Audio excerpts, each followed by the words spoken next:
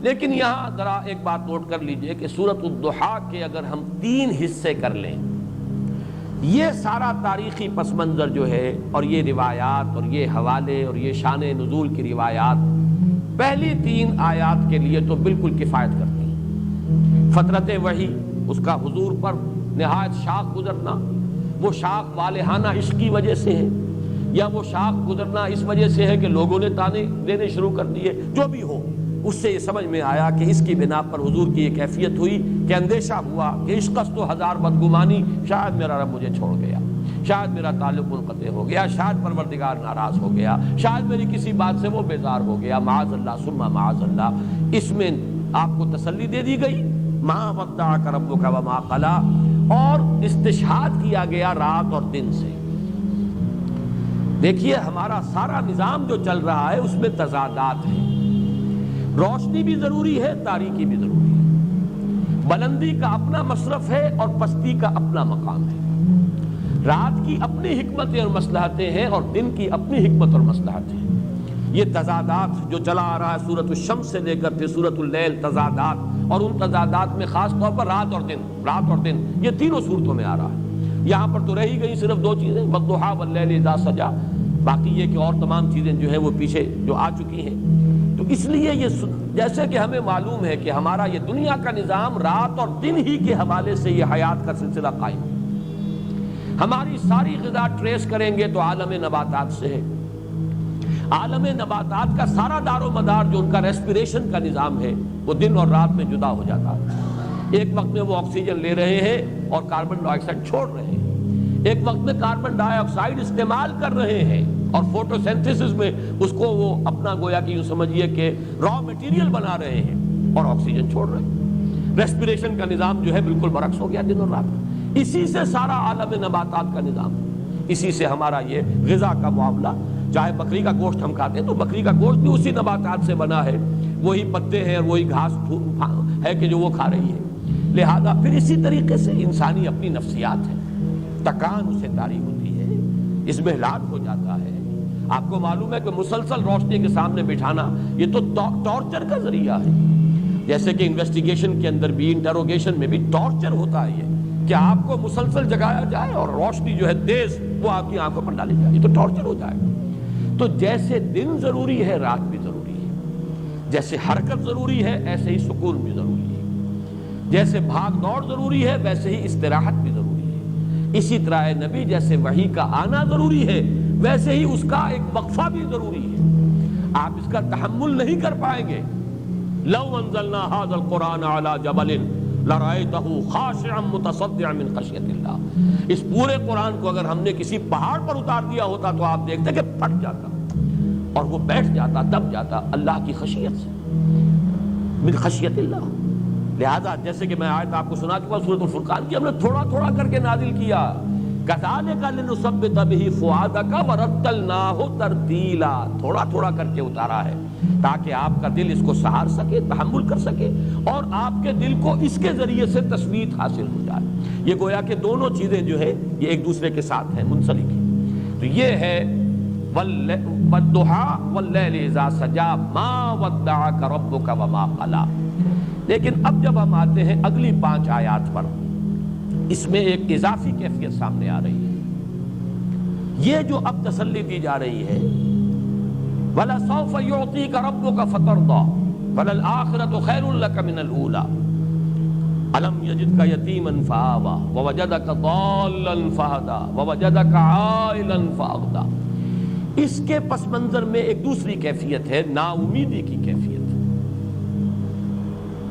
جیسے کہ میری محنت کا کوئی نتیجہ نہیں نکل رہا، ایک مایوسی اور بددلی کی کیفیت چھا رہی ہے۔ جیسے کہ پس منظر میں ہے سورہ طٰہٰ کی ابتدائی آیات کے، طٰہٰ مَا أَنزَلْنَا عَلَيْكَ الْقُرْآنَ لِتَشْقَىٰ، ہے اس لیے ہم نے قرآن آپ پر نازل نہیں کیا کہ آپ ناکام اور نامراد ہوں، آپ بامراد ہوں گے، کامیاب ہوں گے، کامیابی آپ کے قدم چومے گی۔ یہی پس منظر ہے جو اس آیہ مبارکہ کے پس منظر میں ہے، یہی کیفیت کہ ان الذی فرض علیک القرآن لرادک الی معاد، اے نبی جس نے آپ پر قرآن کی ذمہ داری ڈالی ہے، یہ بوجھ ڈالا ہے، انا سنلقی علیک قولا ثقیلا، تو وہ آپ کو چھوڑنے والا نہیں ہے، وہ تو آپ کو انگلی پکڑ کر لے جائے گا، لوٹائے گا بہت اعلیٰ جگہ پر، لوٹنے کی بہت عمدہ جگہ پر۔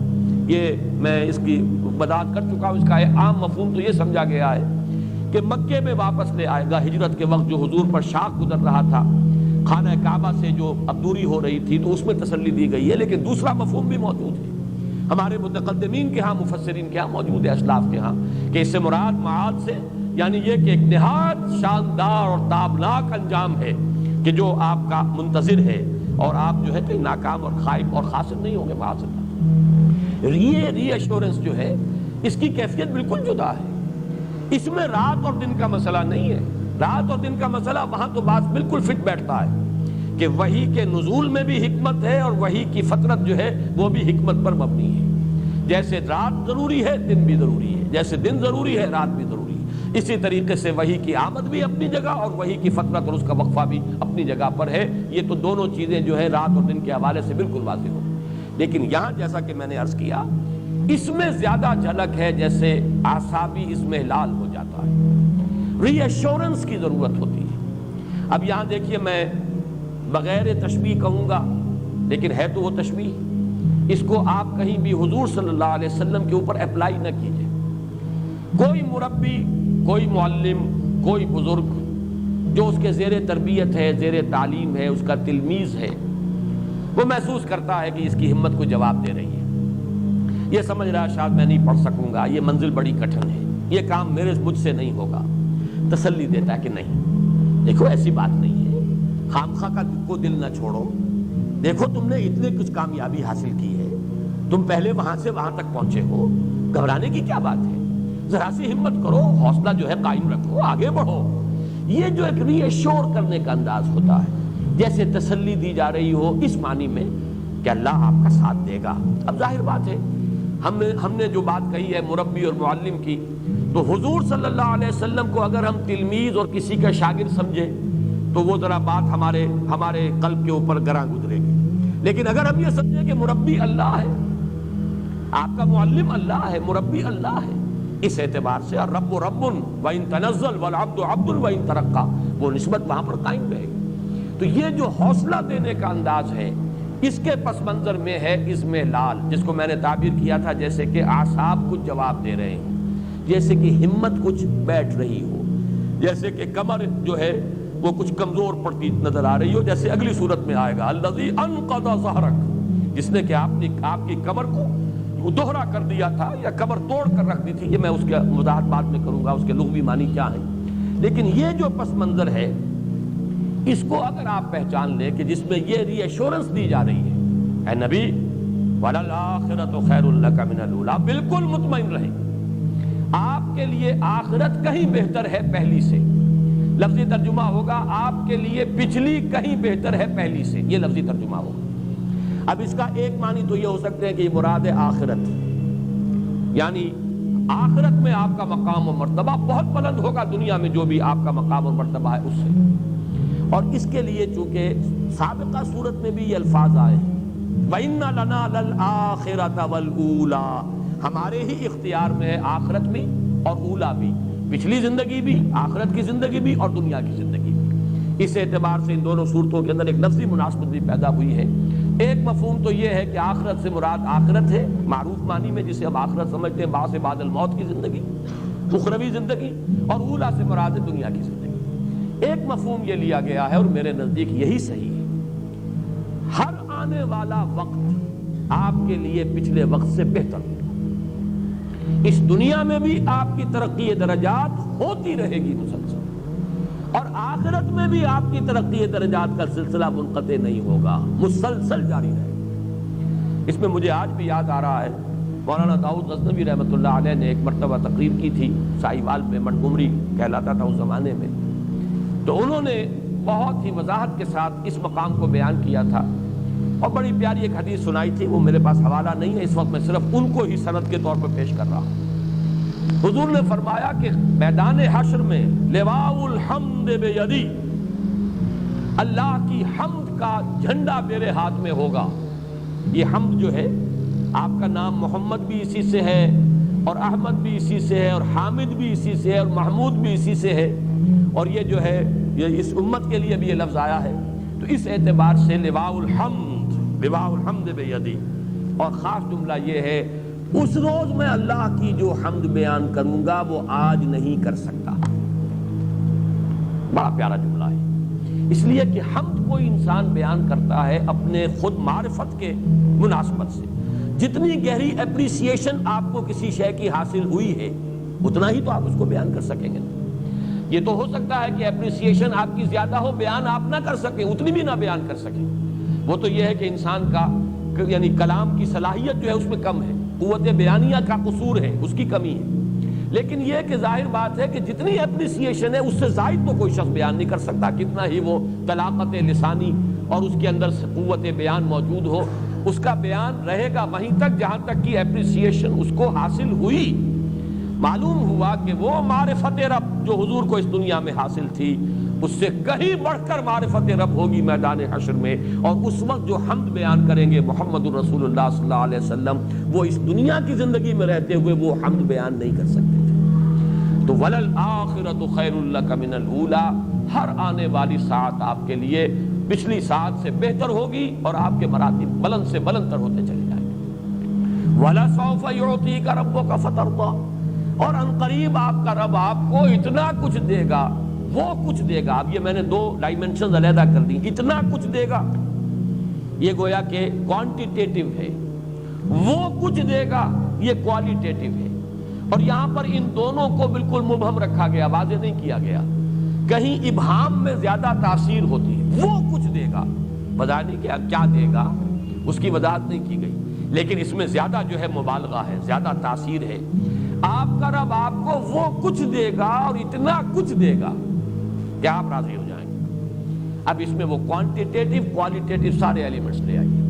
اس میں وہ چیز بھی لے آئیے، دنیا میں آپ کو کامیابی ہوگی، آپ فاتح کی حیثیت سے مکے میں داخل ہوں گے۔ وہ وقت آئے گا کہ یہی قبائل عرب جو ہے یدخلون فی دین اللہ افواجا، اللہ کے دین میں فوج در فوج داخل ہوں گے۔ پھر آپ کی امت کے ہاتھوں قیصر و کسریٰ کی سلطنتیں جو ہے وہ زیر ہوں گی، اور وہاں پر جھنڈے گاڑے جائیں گے۔ آپ کے خلفائے راشدین کے زمانے میں کہاں سے کہاں تک بات پہنچ جائے گی۔ تو میں عرض کر رہا تھا کہ حضور نے فرمایا میرے لیے پوری زمین لپیٹ دی گئی ہے، یہاں تک کہ میں نے اس کے مشارق اور مغارب سب دیکھ لیے، مشرق و مغرب سب میرے سامنے آ گئے، اور جو کچھ میں نے دیکھا ہے زمین کا حصہ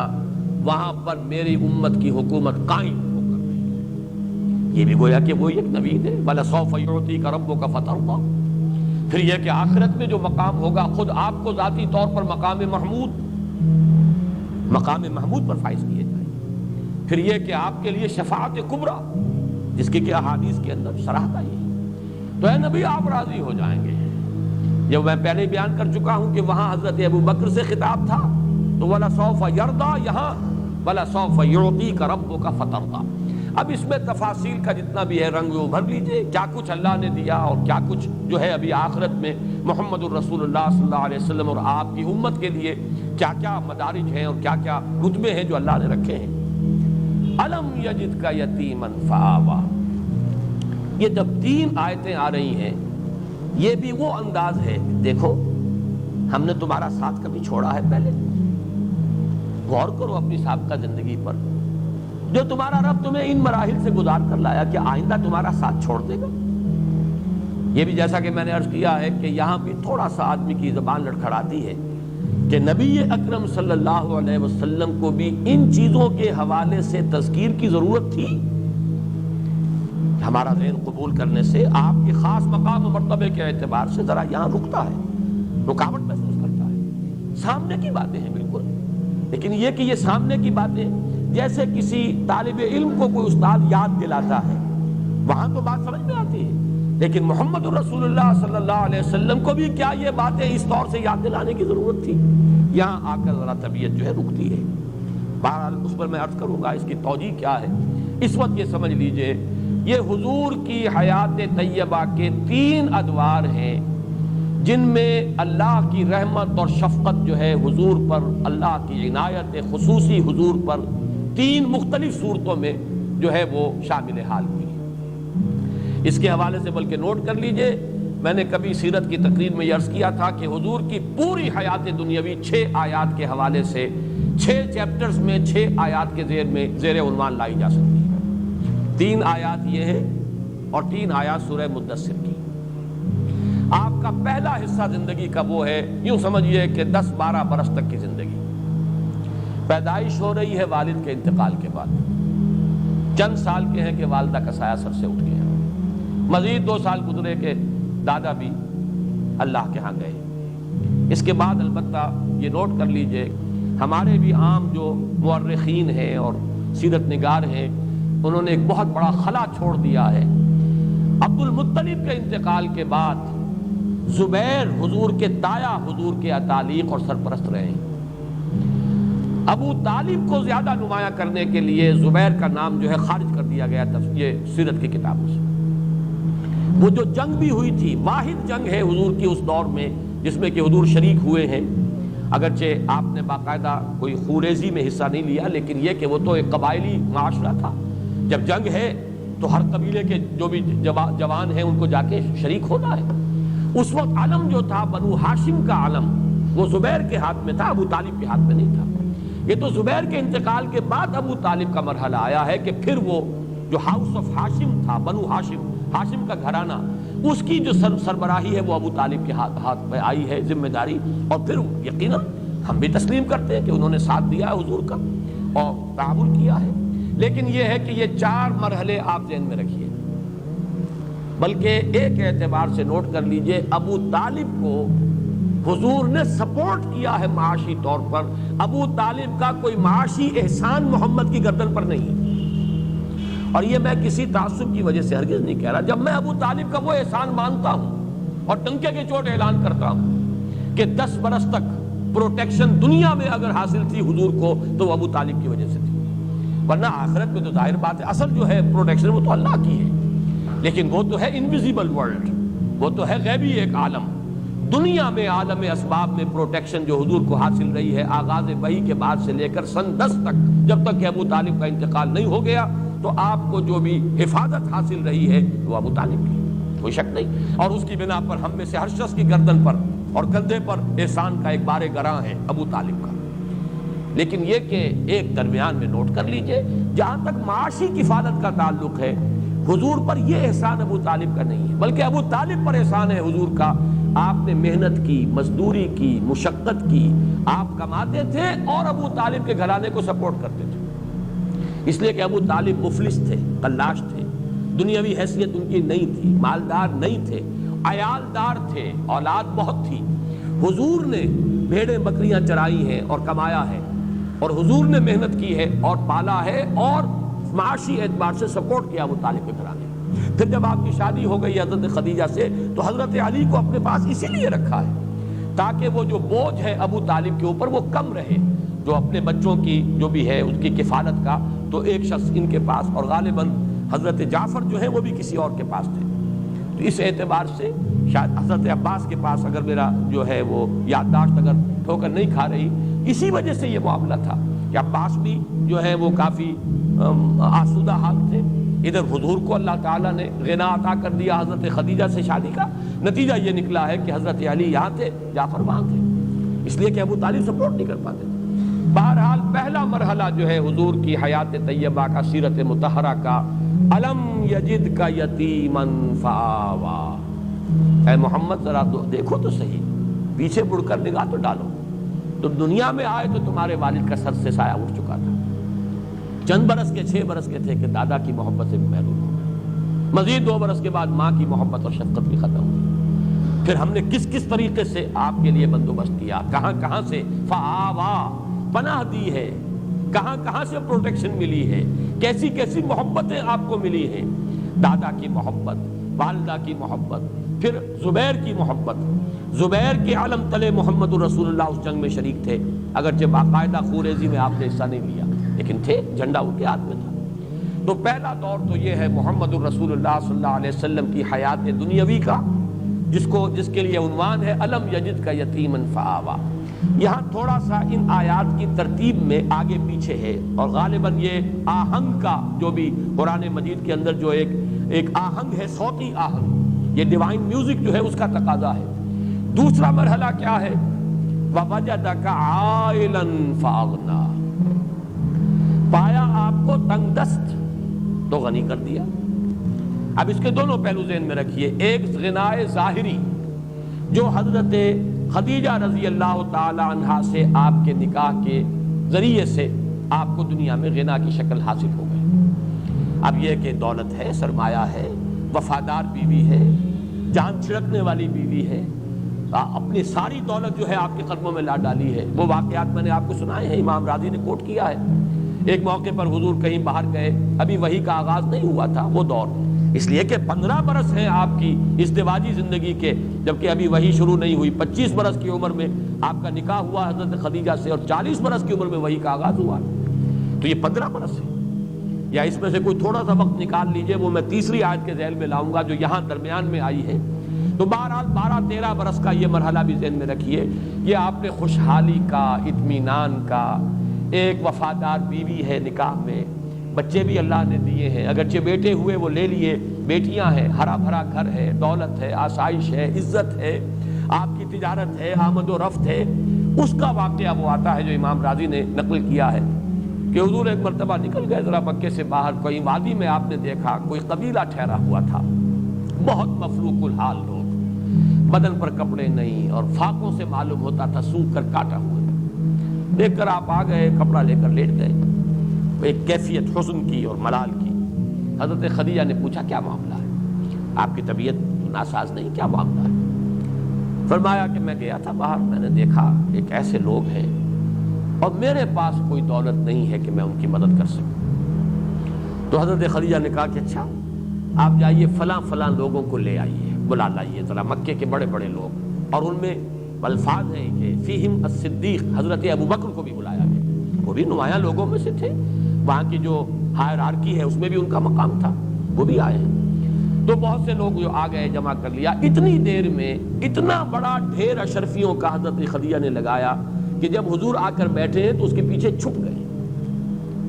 اور پھر کھڑے ہو کر کہا حضرت خدیجہ نے آپ سب لوگ گواہ رہے ہیں میں نے یہ ساری دولت محمد کو دی، وہ جہاں چاہیں خرچ کریں۔ یہ ہے ان کی شان۔ تو یہ ظاہری غنا ہے، ابھی اس کو بھی آپ سمجھیے کہ یہ ظاہری غنا ہے۔ اصل غنا تو غنا النفس ہے، الغنا غنا النفس، وہ تو آپ کا قلب جو ہے وہ تو غنی ہمیشہ تھا اور ہمیشہ رہا،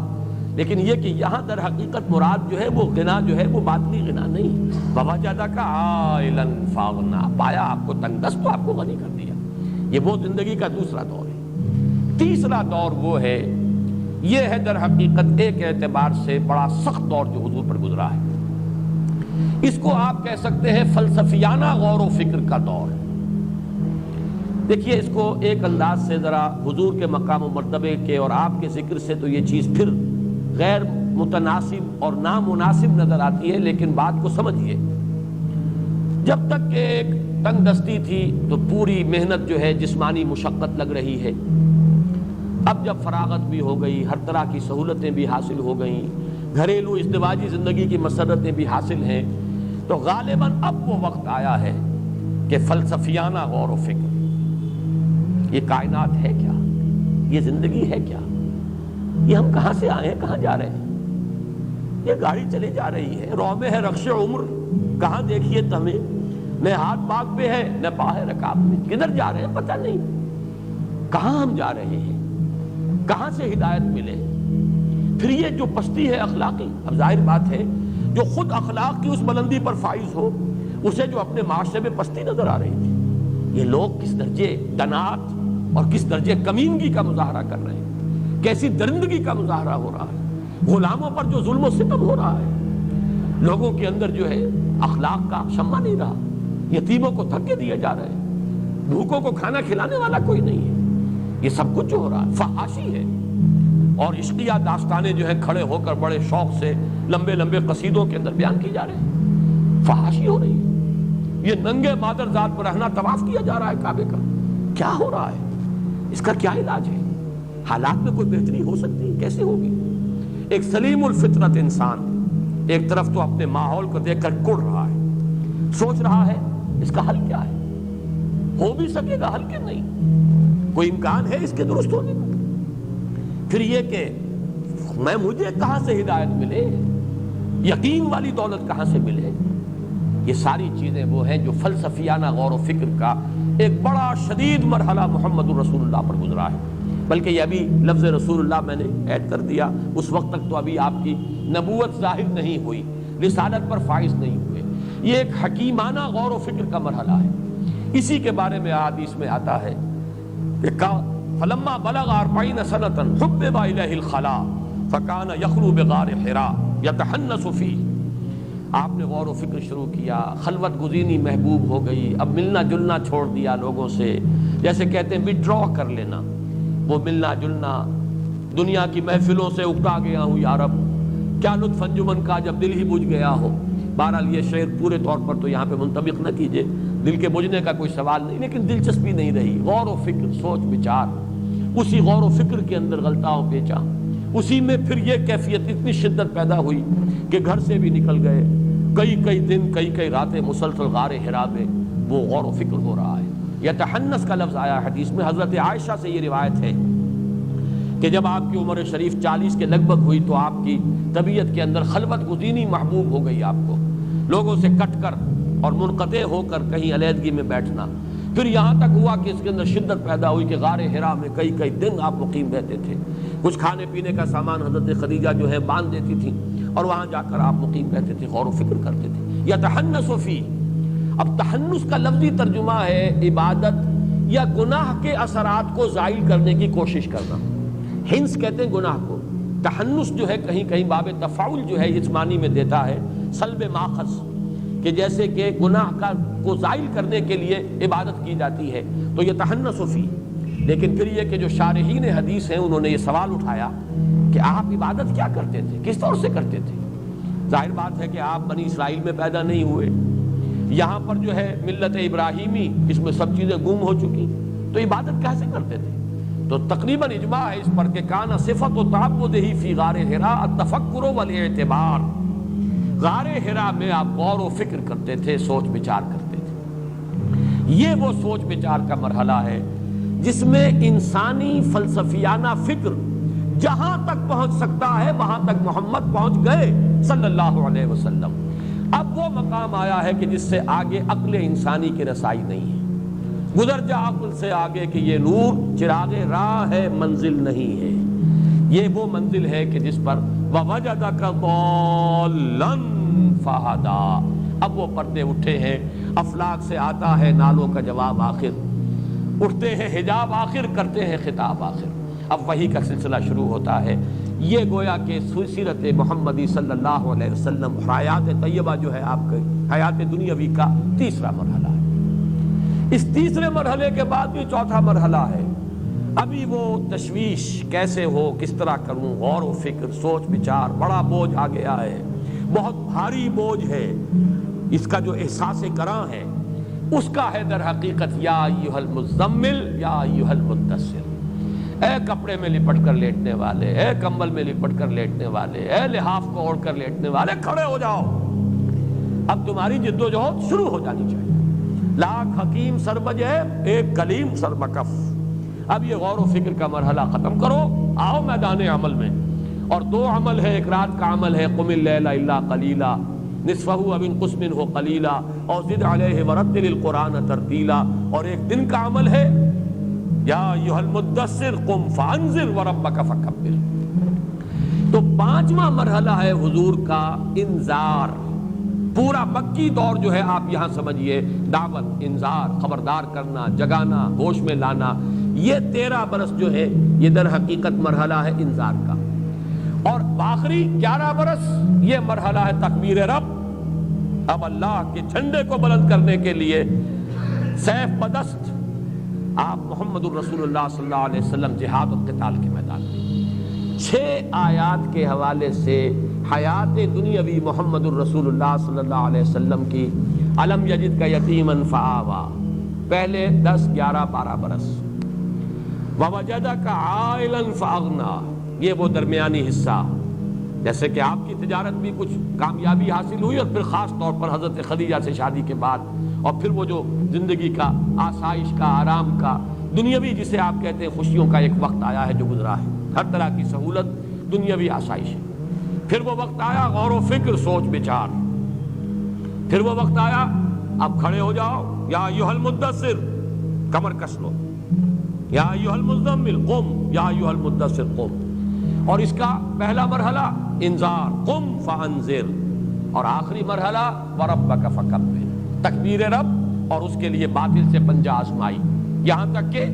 قتال، اللہ کی راہ میں جنگ. یہ ہیں 6 مراحل اور 6 آیات. بہرحال ان کے حوالے سے اب جو بات مجھے عرض کرنی ہے وہ یہ ہے وَوَجَدَكَ ضَالًّا فَهَدَىٰ. اس پر یہ ہے کہ ضال کے لفظی معنی کیا ہے، اس پر بہت سی آپ کو مل جائیں گی تفاسیر کے اندر آ رہا. ضال کے معنی جو ہے یہ سمجھ لیجئے ایسا شخص بھی ہو سکتا ہے جو راہ سے بھٹک گیا ہو، لیکن اس کا بھٹکنا شرارت نفس کی وجہ سے نہ ہو، مغالطے کی وجہ سے. خلوص میں بھی تو آدمی غلطی کر بیٹھتا، جیسے کہ ضالین اور مغضوب علیہم، یہ سورہ فاتحہ میں جو آخری 2 آیات ہیں ان کا تعلق ان سے ہے. مغضوب علیہم یہود، جنہوں نے اپنی شرارت نفس، محبت دنیاوی کی بنیاد پر ٹھوکر کھائی. ضالین نصارہ، جنہوں نے محبت میں غلو کیا حضرت عیسیٰ علیہ السلام کے، اور رہبانیت میں غلو کیا، ترک دنیا میں غلو کیا. ظاہر بات ہے یہ دونوں چیزیں بدنیتی پر نہیں ہیں، چاہے وہ عقیدت اور محبت کا غلو ہے وہ بدنیتی نہیں ہے، اگر رہبانیت کا راستہ اختیار کیا وہ بھی بدنیتی نہیں ہے. نیک نیتی کے ساتھ راستے سے بھٹک جانا یہ بھی لفظ ضال کا مصداق ہے. پھر ضال عربی زبان میں آتا ہے کوئی شخص کسی جذبے سے اتنا مغلوب الحال ہو جائے، جیسے کسی کے عشق میں دیوانگی، کوئی ایک کیفیت ایسی طاری ہو گئی ہے جو صوفیہ کی اصطلاح ہے مجذوب، متحیر، فلسفیوں کی اصطلاح ہے متحیر، حیران، اس لیے کہ اس کائنات کا عقدہ کہ کسی نے نہ آج تک یہ سلجھایا ہے اور نہ یہ سلجھے گا، کہ کس نقصد نہ ملک شاید بحکمت ہی معمارہ، حیران بھی، وہ بھی ضال کا لفظ ہے. آدمی حیران کھڑا ہو ادھر جاؤں یا ادھر جاؤں، یہ بھی ضال ہے. راستہ ابھی واضح نہیں ہے، ابھی راستے کی تلاش میں ہے، یہ بھی ضال ہے. کوئی کسی کی محبت جو ہے اس درجے سوار ہو گئی ہے کہ اپنا ہوش نہیں رہا، اپنے جو ہے اپنے نہ پیٹ کا خیال ہے، نہ اپنی بھوک کا خیال ہے، نہ اپنے آرام کا خیال ہے، یہ بھی لفظ ضال کا مصداق ہے. یہاں پر ان تمام میں سے آئے گا تلاش حقیقت میں سرگرداں، وہ فلسفیانہ غور و فکر کا مرحلہ جو محمد الرسول اللہ صلی اللہ علیہ وسلم نے غار حرا میں طے کیا ہے. وَوَجَدَكَ ضَالًّا فَهَدَىٰ. اب اس پر جو بات مجھے عرض کرنی ہے، اور یہ میں محسوس کر رہا ہوں کہ آج ہمیں سورۃ الضحیٰ ہی پر اکتفا کرنی پڑے گی، سورۃ الانشراح جو ہے وہ اب کل ہم پڑھیں گے انشاءاللہ، لیکن اس کو ہم مکمل کر لیں گے. ان دونوں کیفیات کو جمع کر لیجئے. پہلی کیفیت وہ یہ احساس کہ میرے رب نے کہیں مجھے چھوڑ تو نہیں دیا، یہ تشویش، یہ اضطراب کہ عشقست و ہزار بدگمانی. دوسرا احساس یہ کامیاب ہو سکوں گا، اتنا بڑا بھاری بوجھ اٹھا سکوں گا، کیا یہ مشن، اس کی ذمہ داری میں ادا کر سکوں گا، یہ دوسری تشویش ہے. اور اس میں ہمت کا کچھ جواب دے جانا، جیسے کہ نیورستھینیا کا لفظ میں نے استعمال کیا. ان دونوں کیفیات کو جمع کیجئے تو اب صوفیہ کی ایک اصطلاح کے حوالے سے بات سمجھ میں آئے گی. قبض کی کیفیت، شدید قبض کی کیفیت تھی محمد الرسول اللہ صلی اللہ علیہ وسلم پر، جس میں کہ یہ سورہ مبارکہ نازل ہوئی ہے آپ کی دلجوئی اور تسلی کے لیے. اس کے لیے ذرا تھوڑی سی وضاحت مجھے کرنی پڑے گی. دیکھیے انسانوں کی اکثریت تو ان پر مشتمل ہے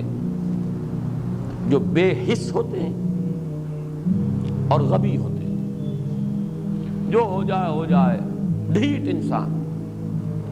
کسی چیز کی کوئی خاص، بس اپنی فکر ہے، اپنے بطن اور فرج کے تقاضے ہیں، مال جمع کرنا ہے، اس سے آگے کوئی اور فکر نہیں، کوئی سوچ نہیں، کوئی احساسات نہیں. کسی کے دل پر کیا بیت رہی ہے ہمیں کیا، وہ جانے.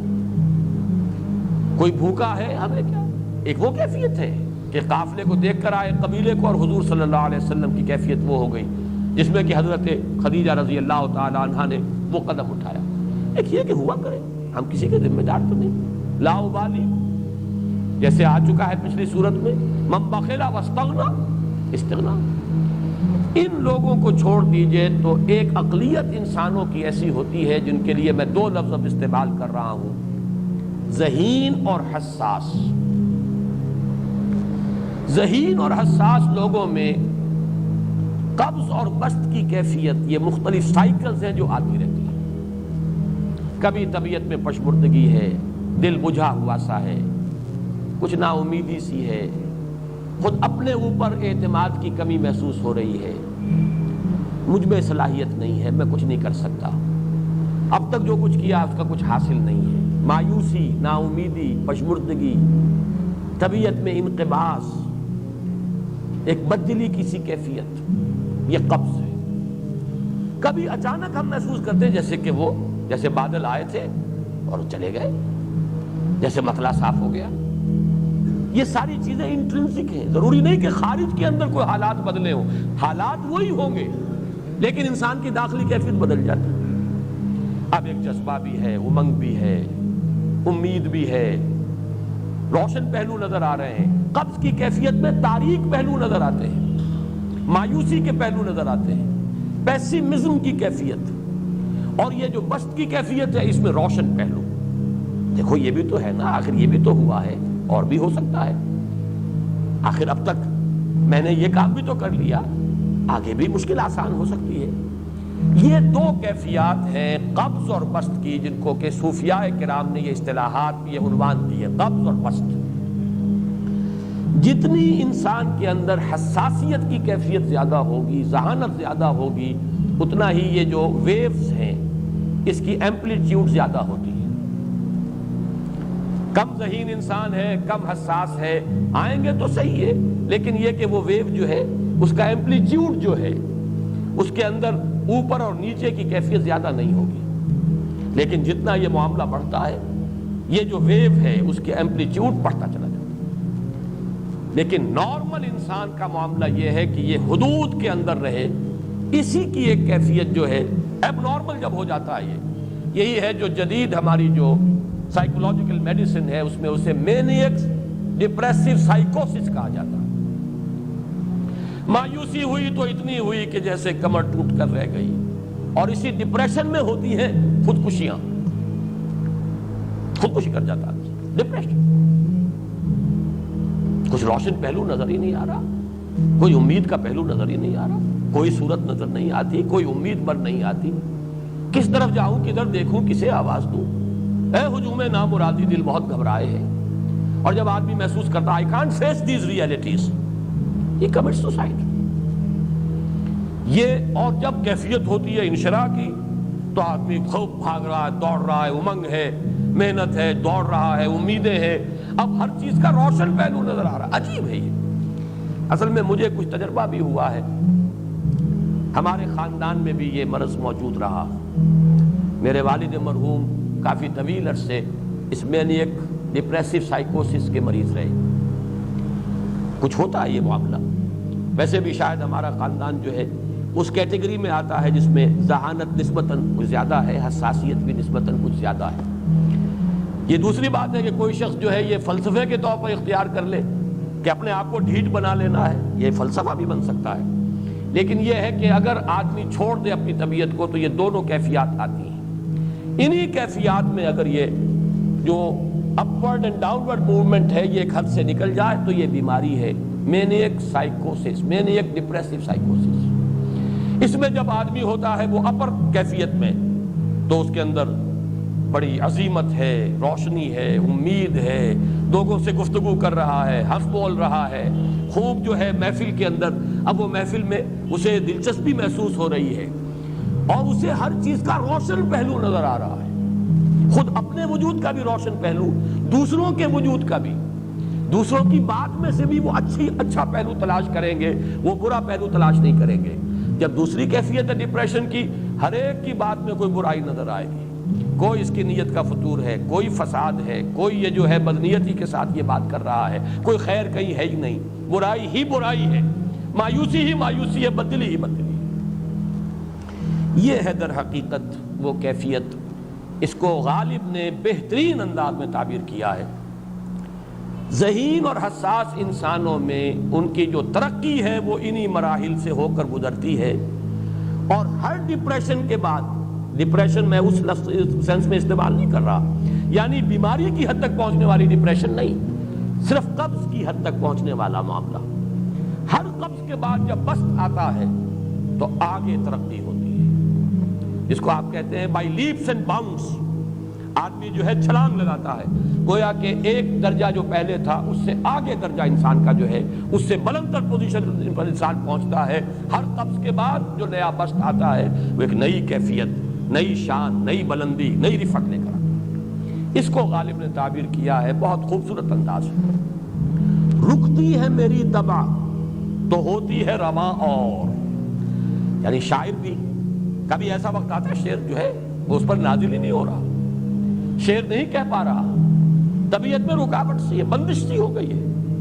کوئی کلام موضوع ہو ہی نہیں رہا، لیکن پھر جب یہ کیفیت جو ہے بدلتی ہے اور جب پھر بست کی کیفیت آتی ہے، رکتی ہے میری طبع تو ہوتی ہے رواں اور، پھر اس کے اندر ایک جولانی نئی ایک کیفیت جو ہے انشراح کی، وہ ایک بالکل نئی کیفیت، نئی شان کے ساتھ۔ یہ ہے وہ معاملہ جو ان آیات مبارکہ کے پس منظر میں ہے۔ اسی لیے اب میں آپ کو اس کا حوالہ دے رہا ہوں، تفسیر مظہری میں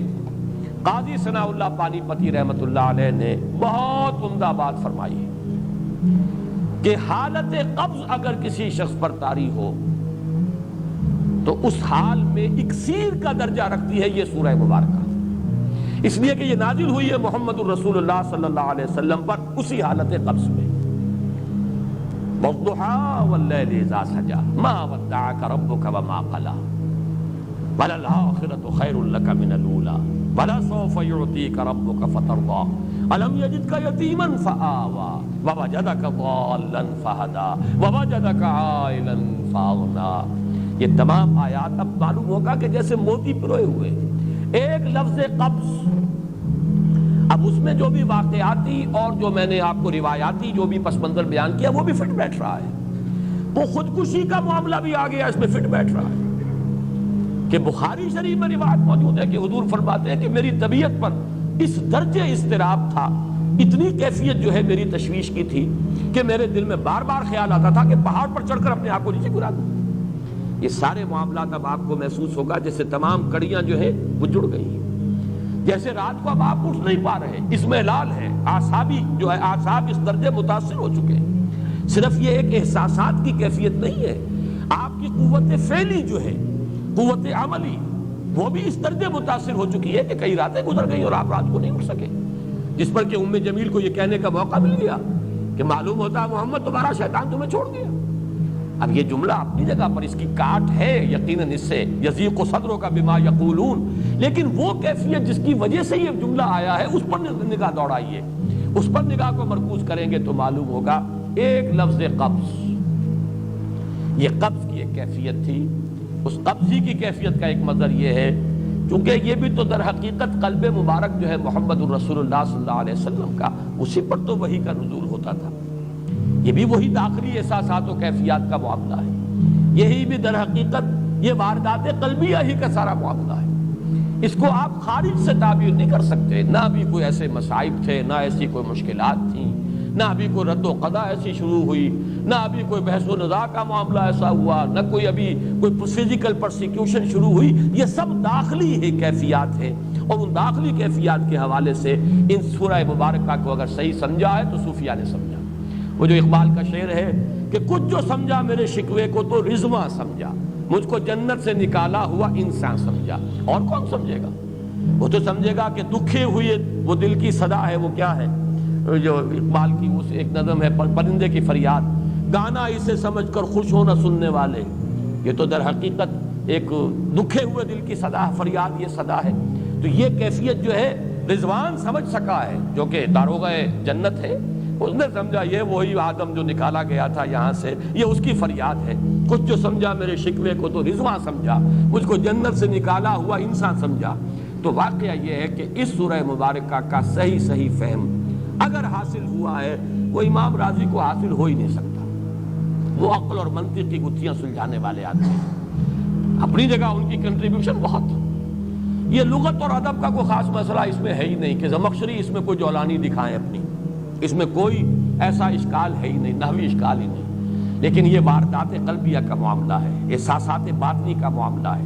یہ نفسیات انسانی کا معاملہ ہے، اور اس کو وہی سمجھ سکتے ہیں کہ جو ماہرین علم نفس ہیں، اور وہ ہیں صوفیاء کرام ہمارے ہاں، جن کا وہ ذوق ہے، باطنی کیفیات و احساسات جن کا موضوع ہے کہ یہ در حقیقت حالت قبض کی کیفیت ہے۔ اور اسی کے حوالے سے آج جو میں آخری بات عرض کر رہا ہوں وہ یہ ہے کہ میں نے آج، آپ نے نوٹ کیا ہوگا، شروع میں معمول کے خلاف ایک اضافی دعا بھی مانگی تھی۔ واقعہ یہ ہے کہ آج سے پہلے میں اس دعا کی اصل عظمت کو اتنا نہیں سمجھ پایا تھا جتنا آج سمجھا۔ یہ جو عظیم دعا ہے جس میں اتنی لجاجت، اتنی ہیوملٹی حضور نے اختیار کی ہے جس سے آگا کے سوال نہیں ہے۔ اللہم انی عبدک وابن عبدک وابن امتک، اے اللہ میں خود تیرا بندہ ہوں، میرا باپ بھی تیرا ادنا غلام، میری ماں تیری ادنا کنیز، فی قبضتک،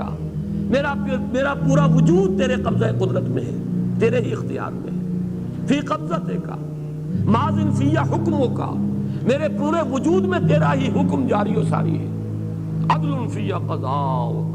اور جو فیصلہ بھی تو میرے بارے میں کرے، جو بھی کرے وہ عدل ہے، انصاف ہے، کہ ہر چہ ساقی ما ریخت عین الطاف، ماضٍ فی حکمک عدل فی قضاؤک، ناصیتی بیدک، میری پیشانی تیرے ہاتھ میں ہے، جدھر چاہے موڑ دے۔ یہ جو اپنی نفی ہے، نفی اس اعتبار سے بھی اپنی انانیت کی نفی، انی عبدک وابن عبدک وابن امتک، پھر اپنے وجود کی نفی، اپنی مرضی کی نفی، اپنے اختیار کی نفی، فی قبضتک ماضٍ فی حکمک ناصیتی بیدک عدل فی قضاؤک۔ پھر دیکھیے واسطہ وہ دیا ہے جس سے اونچا واسطہ ممکن نہیں، اسألوک بکل اسم ہو لک، قرآن مجید میں آیا نا، فدوہ بہا وللہ الاسماء الحسنی فدوہ بہا، اچھے نام اللہ کے ہیں، اس کو پکارا کرو ان ناموں کے حوالے سے۔ اب نام کہاں سے جمع کریں سارے؟ ایک میں، اسألوک بکل اسم ہو لک، جو بھی تیرے نام ہیں، سمیت بہ نفسک، جن سے تو نے خود اپنے آپ کو موسوم کیا، او علمتہ احدا من خلقک، یا تو نے اپنی مخلوق میں سے کسی کو وہ نام سکھایا، او انزلتہ فی کتابک، یا وہ نام تو نے اپنی کسی کتاب میں نازل کیا، اب استاثرت بہ فی مکنون الغیب عندک، یا اس کو تو نے خود اپنے خزانہ غیب میں محفوظ رکھا ہوا ہے۔ تیرے وہ نام بھی ہیں جو تو نے کسی کو ابھی سکھائے ہی نہیں، تو نے اپنی کتاب میں کسی میں نازل ہی نہیں کیے، وہ تو تیرے خاص خزانے کے اندر وہ ابھی در مکنون ہے، وہ ابھی تیرے پاس موجود ہے۔ یہ اس سے بڑا اب واسطہ کیا ہوگا؟ مانگا کیا ہے؟ ذرا غور کیجئے،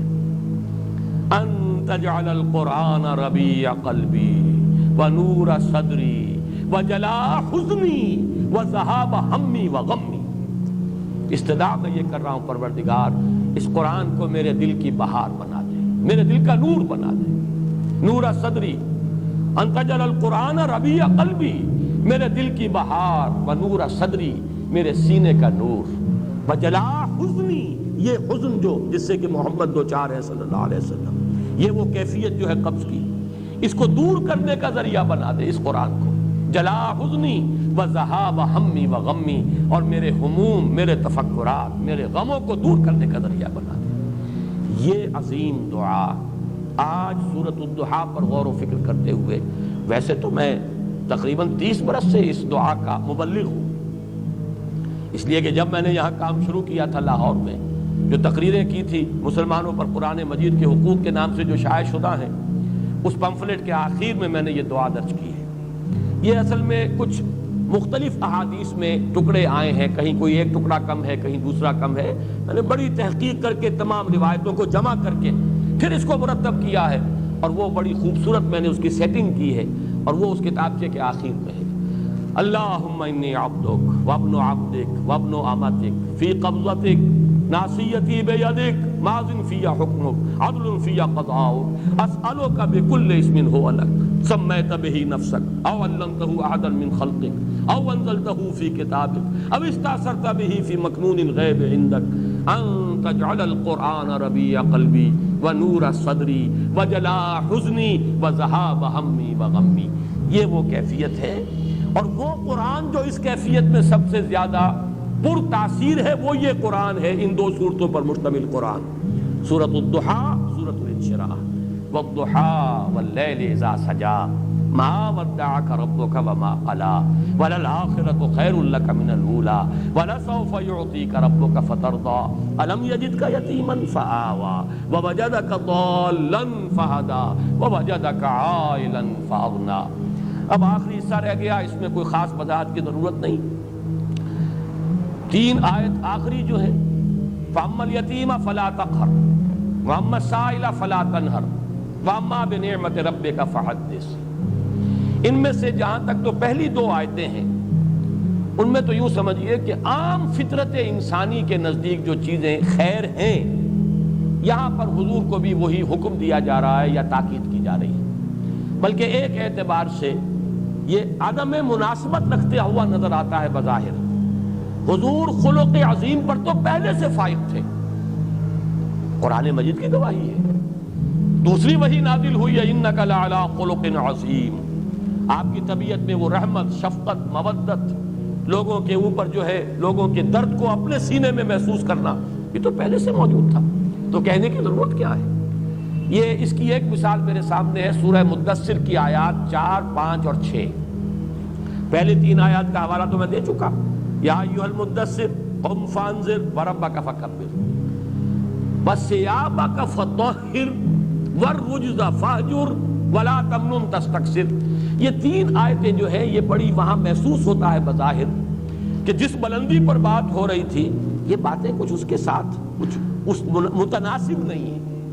معلوم ہوتا ہے کہ یہ چیزیں حضور کے طہارت ذاتی، کپڑوں کا پاک رکھنا، جسم کا پاک رکھنا، احسان کرنا، تو یہ نہ چاہنا کہ کوئی اس کا بدلہ ملے، یہ ساری چیزیں جو ہیں یہ تو یوں سمجھیے کہ وہ بنیادی اخلاقیات ہیں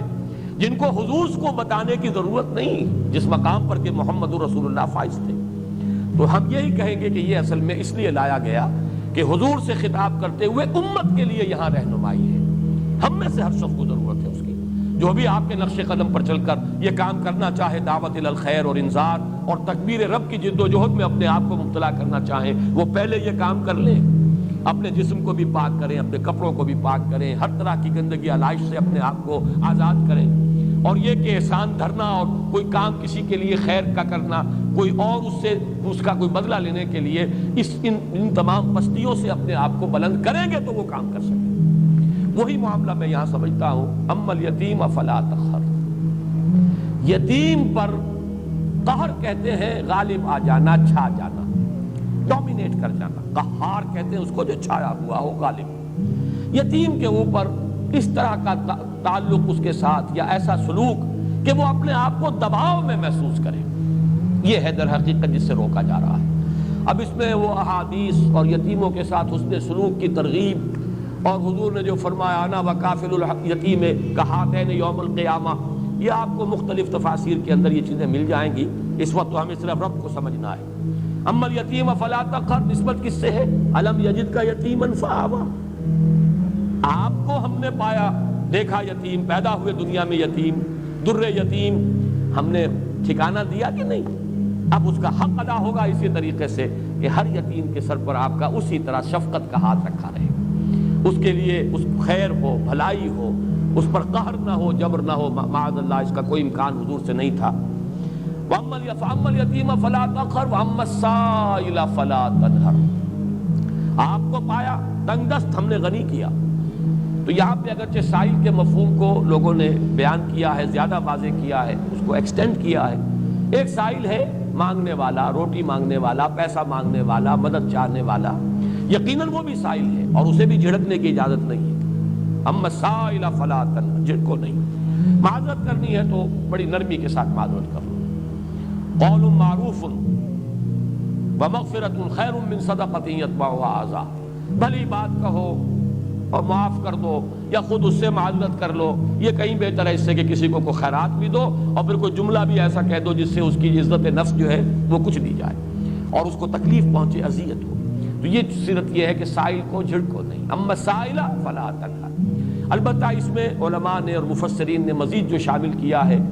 سوال علمی بھی ہوتا ہے، ہدایت کا طالب بن کر بھی کوئی آتا ہے عبس وتولى ان جاءه الأعمى وما يدريك لعله يزكى او يذكر فتنفعه الذکریٰ، اس سے بھی روک دیا گیا۔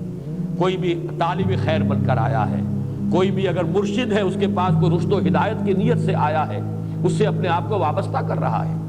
کوئی متعلم ہے جو کسی معلم اور استاد اور عالم کے ساتھ جو ہے اس کے سامنے زانو تلمس طے کر رہا ہے۔ کوئی مستفتی ہے، کسی عالم سے یا مفتی سے فتویٰ طلب کر رہا ہے۔ کوئی الجھن ہے کسی کی علمی اور وہ اس کا حل چاہتا ہے، مسائل فلا تنہر۔ البتہ آخری آیت جو ہے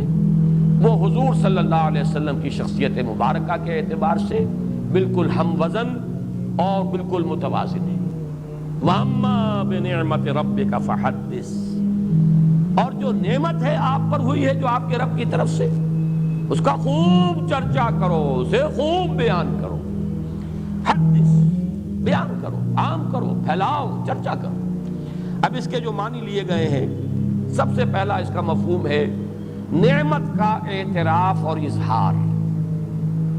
اللہ کی کوئی نعمت آپ پر ہوئی ہے، آپ اس کا اعتراف بھی کیجئے اور اظہار و اعلان بھی کیجئے، لوگوں کے سامنے بھی بیان کیجئے۔ یہ بھی شکر کی سب سے پہلی منزل ہے، بہت بنیادی منزل ہے۔ اس کی بالکل برعکس کیفیت یہ ہے کہ کسی شخص کو اللہ نے آسودگی دی ہے لیکن پھٹے کپڑے پہنے پھر رہا ہے، نعمت کو ظاہر نہیں کر رہا۔ اگر کسی کی تنگی ہے، اس کے کپڑے پھٹے ہوئے ہوں یا اس کے اوپر اگر لگے ہوئے ہوں پیوند، کوئی حرج نہیں، لیکن یہ کہ ہو کشادگی اور آسودگی اور پھر انسان یہ حلیہ بنائے، یہ گویا کہ یہ اس نعمت کا انکار ہے، اس کو چھپا رہے ہیں آپ۔ تو اعتراف و اظہار نعمت اور اس پر اللہ کا شکر ادا کرنا۔ دوسرا مرحلہ ہے نعمت کی حق کی ادائیگی، جس کام کے لیے وہ دی گئی ہے نعمت، اس کو اس کے لیے استعمال کیا جائے، جس کو کہ امام راغب اصفہانی نے یہ شکر بالجوارح سے تعبیر کیا ہے، اس کا حق ادا کرو اس نعمت کا۔ لیکن سب سے اہم حصہ جو ہے جو حضور پر نعمت خصوصی ہوئی ہے صلی اللہ علیہ وسلم، وہ نعمت ہدایت۔ سب سے بڑی نعمت ہے ہی نعمت ہدایت، بلکہ میں آگے بڑھ کر جملہ کہہ رہا ہوں، نعمت ایک ہی ہے اور وہ ہدایت ہے، اور کوئی نعمت نہیں ہے۔